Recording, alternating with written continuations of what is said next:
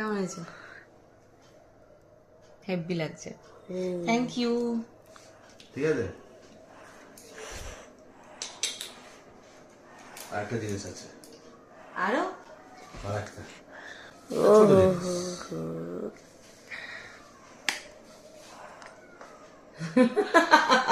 কি দেখি? ও এটাও মনে ছিল? যেটা যেটা মনে ছিল। এটা তুমি পরিয়ে দাও। ঢুকবে আঙুলে? দেখো, আমার থেকে ভালো আমার আঙুলের মাপ তুমি জানো। এই ঠিকঠাক হয়ে গেছে।